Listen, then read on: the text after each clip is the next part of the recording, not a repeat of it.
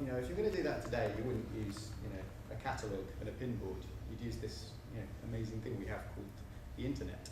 And that was really the sort of the little trigger that sort of we thought, well, we could build that, and so we started.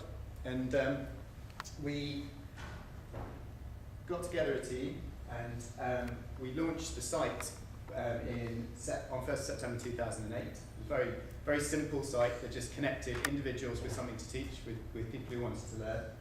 We're a for-profit company, but with a social goal, which is to revolutionise education. We're funded by a whole bunch of investors, including some quite famous internet angel investors. The Young Foundation, who are a charity who focus on social innovation, sort of really based on the work of Michael Young, who was one of the founders of the Open University, and Channel 4 through their investment fund, which is called 4IP. And we've got a team of 6 of us based in Bethnal Green in East London working on this. We've got a little bit of coverage along the way in terms of the idea of the School of Everything. There's just a few of the sort of things that we've been in. Over Christmas we found ourselves in Glamour magazine, which is in the top left. We don't know how we got in Glamour magazine, but we did get in Glamour magazine. That was a bit of a surprise to us. And just some numbers as to where we're at the moment. We've got just over 27,000 members of School of Everything in the UK. 8,000 teaching profiles, so those are individual people who've got something to teach. And we get about 100,000 unique visitors to the website each month. And the vast majority of those are people who don't know about School of Everything. They come to us through Google because our search engine optimization as a school is quite good. And those are some of the things that they come for. That's like a kind of a month's worth of what people are searching for in Google and coming to School of Everything.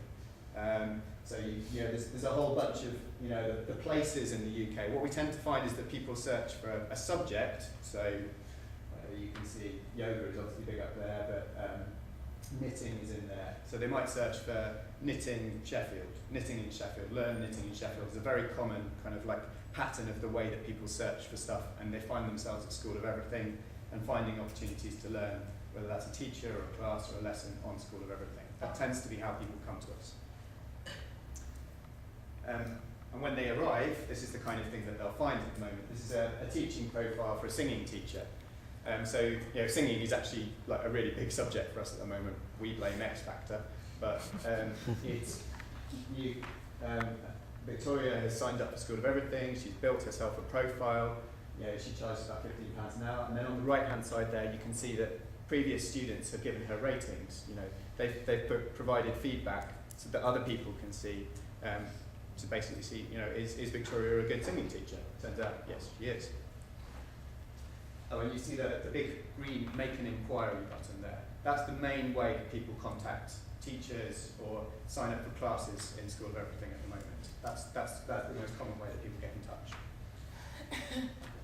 And then we also have resources on the site as well, so people can upload.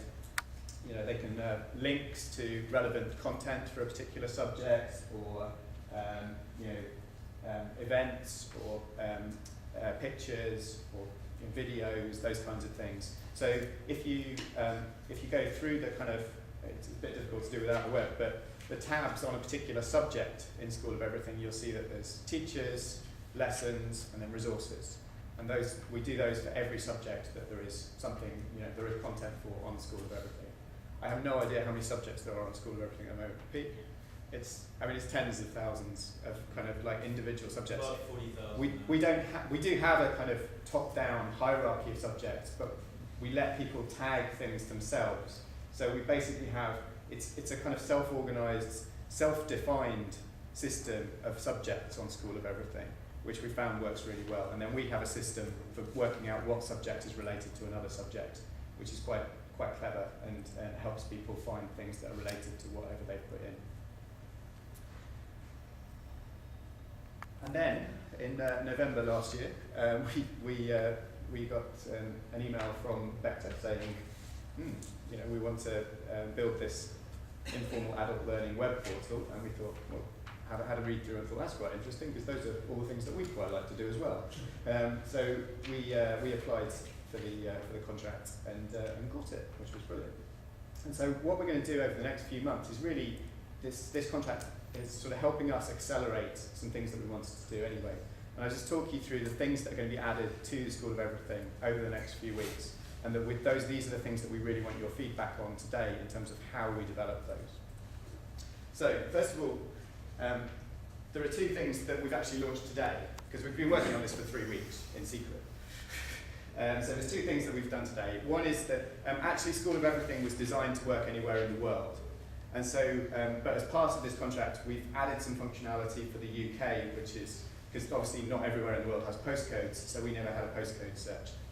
So we've basically got postcode search and the regions of the UK, so pages for each individual region in the UK, and we've launched those today.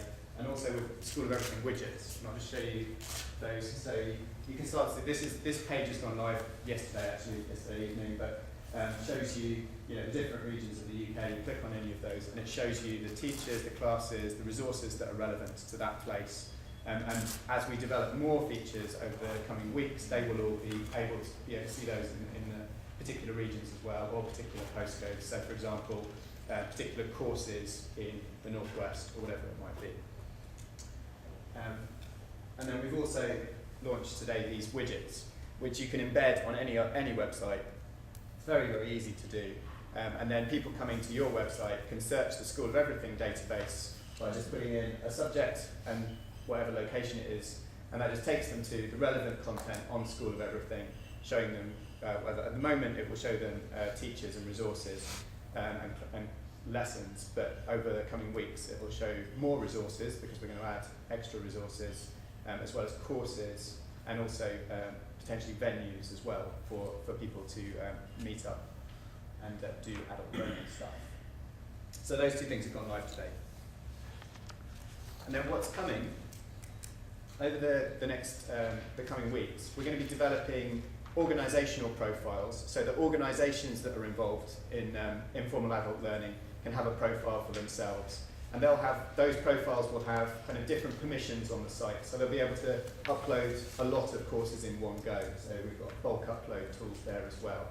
Because if you're an individual teacher or an individual tutor, which is who we've catered for so far, then it's unlikely that you're going to be uploading hundreds of courses, so we've never really needed that before, but that's something that we're going to be adding. And we're going to have a database of free and low-cost venues for adult learning. So you'll be able to search that by place, and you'll also be able to look at the suitability of individual venues for different kinds of learning. So, is this the kind of place that you could do yoga or meditation, or is this the kind of place where you go for band practice? It's important to know those kind of things. You probably don't want them in the same place. We'll have this database of courses as opposed to individual lessons, which is basically what School